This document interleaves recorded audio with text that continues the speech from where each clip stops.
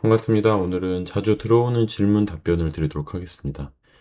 이런 질문들이 종종 들어옵니다. 쌤, 제가 3기, 4기 들을 때에는 매매를 할 때, 여기서 숏을 잡을 때 좌측 매물대를 꼭 확인하라고 하셨는데, 지금 7기, 8기에서는 좌측 매물대를 확인할 필요가 없다고 하시는데, 이게 조금 혼동됩니다. 어떤 경우에 좌측 매물대를 확인해야 하고, 어떤 경우에는 좌측 매물대를 확인할 필요가 없는지에 대해서 조금 설명을 드려볼까 합니다.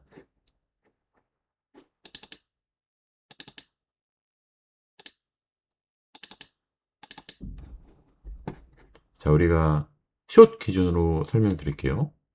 W에서 한 번의 상승, 두 번의 상승, 세 번의 상승 이후에 하락을 봅니다. 그쵸?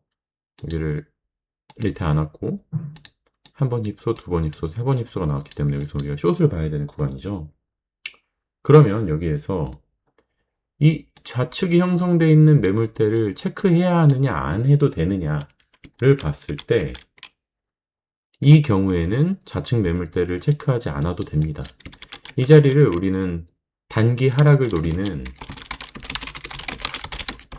1번 타점이라고 저는 이야기를 합니다.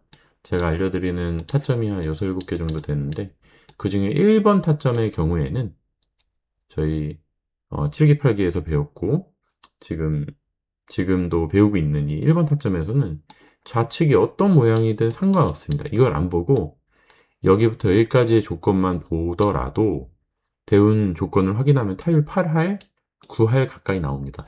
안 봐도 된다는 거죠, 여기. 그러면 어떤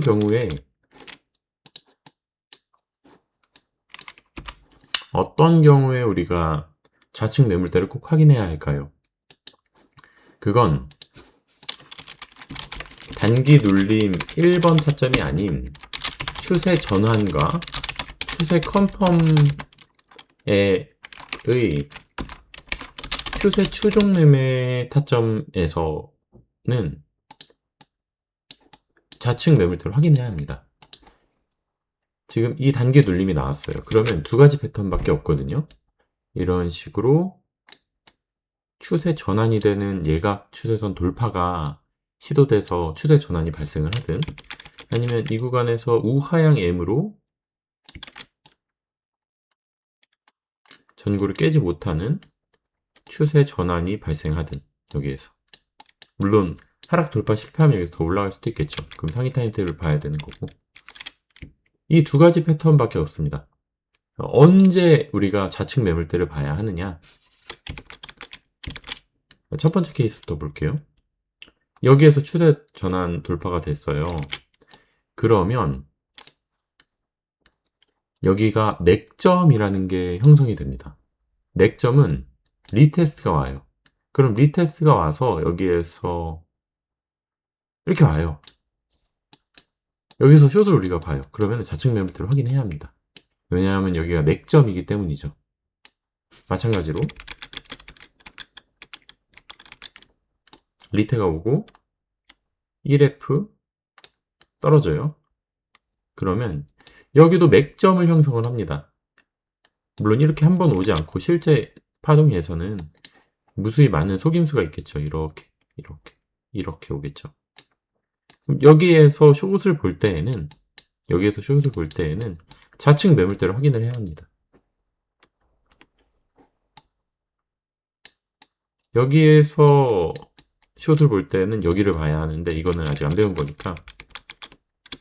그러니까 단기 눌린 타점에서는 좌측 매물대를 확인할 필요 없습니다. 그런데 추세 전환 자리에, 추세 컨펌 자리에서는 좌측 매물대를 확인해야 합니다. 왜냐하면 맥점을 형성하고 맥점에는 리테스트가 오기 때문이에요. 롱도 마찬가지입니다. 이렇게 M을 그리고요. 차트가 한 번, 두 번, 세 번. 엘리어트 1, 2, 3, 4, 5 파오고 여기에서 돌파가 나오면 단기 상승이 나와요. 여기서 돌파가 나오면 무조건. 그러면 이 좌측이 어떤 모양인지 여기 봐야 할까요? 안 봐도 됩니다. 이만큼만 보면 타율 9할이 나와요. 근데 여기에서 그래서 1번 타점이라는 거예요. 여기에서 시작된 1번 타점. 여기에서 이렇게 추세 전환이 발생을 하거나 이렇게 추세 전환이 발생을 해요. 그래서 리테스트에서 우리가 롱을 본다. 그러면 이쪽 매물대 봐야죠. 맥점을 형성했으니까.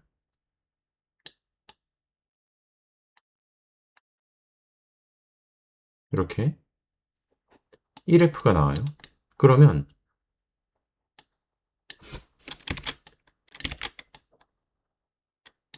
이 자리에 대한 리테 체크해야죠.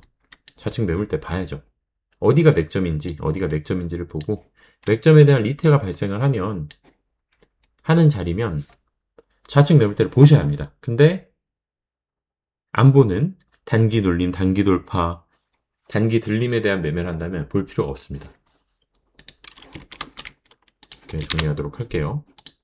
좌측 매물대를 확인해야 하는 케이스와 확인할 필요가 없이 충분한 케이스를 구분하는 방법은 단기 눌림이나 단기 하락을 먹는 1번 케이스는 좌측 매물대와 무관하게 타율 9할이 나옵니다. 안 봐도 충분해요. 추세 전환 타점이나 추세 컨펀 타점에서 2, 3번 케이스는 맥점을 형성하기 때문에 맥점에 리테가 옵니다. 이 리테스트가 오는 구간에서 내부 파동으로 매매를 할 때는 좌측 매물대를 꼭 봐야 합니다. 차트에서 한번 검증해 드릴게요. 마지막으로. 자, 주봉입니다. 주봉에서 달봉 볼게요. 달봉에서 숏을 보도록 할게요. 이 백데이터에서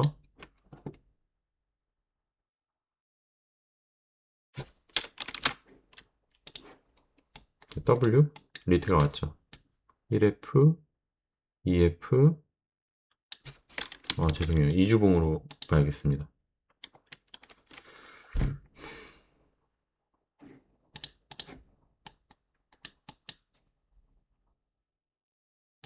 (1F) 2F 3F 하락을 했죠. 단기 눌림에서는 좌측 매물대를 볼 필요가 없습니다. 그런데 여기에서 이렇게 추세 전환 예각 돌파가 나왔죠. 그러면 이 자리는 맥점으로 리테스트가 옵니다. 여기에서 우리가 매매를 할 때요.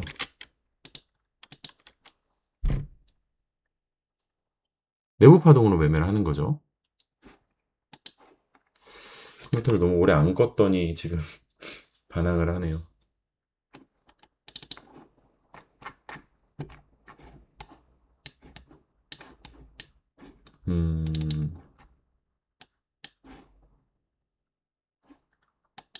자, 이 구간에서 우리가 매매를 합니다.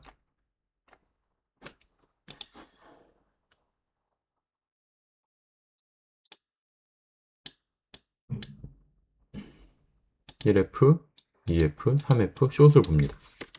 날봉으로 숏을 볼 때는 여기에서 형성된 맥점에 대한 매물대를 체크를 해야죠. 좌측 매물대. 그러면 왜 체크를 해야 되냐면 여기서의 하락은 날봉 파동에서의 날봉만큼의 하락이면서 동시에 상위 파동인 이주봉에서의 맥점을 체크하기 때문에 우리가 길게 가져갈 수 있는 거예요. 날봉 타점으로 이주봉만큼 볼 수 있는 겁니다. 길이를. 이주봉으로 날봉으로 타점을 포지션을 여기서 진입을 해서 전고 손절을 걸고 이주봉에서 7캔들을 가져가는 겁니다. 프랙탈 이주봉이라고 해석을 했다면 다른 개념이 나오니까 좀 헷갈릴 수도 있는데 그냥 그러려니 하십시오. 아직 안 배운 부분은.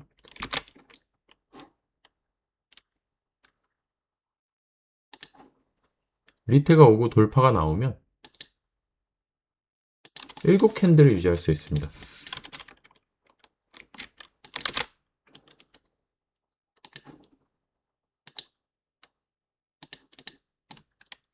여기까지.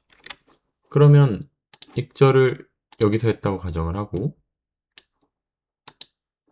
날봉으로 손익비 좋게 타점을 잡아서 이주봉 프랙탈로 유지를 했다고 하면 여긴 스윙을 할 수 있는 자리겠죠.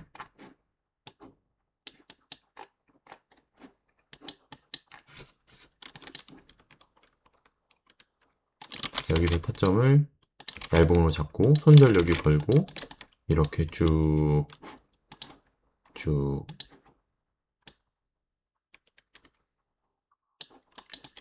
7 곱하기 14 하면은 94일 정도 포지션을 유지할 수 있는 겁니다. 80일에서 90일 정도. 이렇게 좀 하기 위해서 좌측 매물대를 구별을 해야 합니다. 모든 타점 조건이 다르잖아요. 1번 타점, 2번 타점, 3번 타점, 4번 타점. 근데 다 타점마다 체크해야 하는 조건이 달라요. 타율이 많이 나오기 위한 조건들이 다릅니다. 그래서 참고하셔서 구분하셔서 연구를 좀 해보시기 바랍니다. 이상입니다. 모두 성투하시고 부자 되십시오. 감사합니다.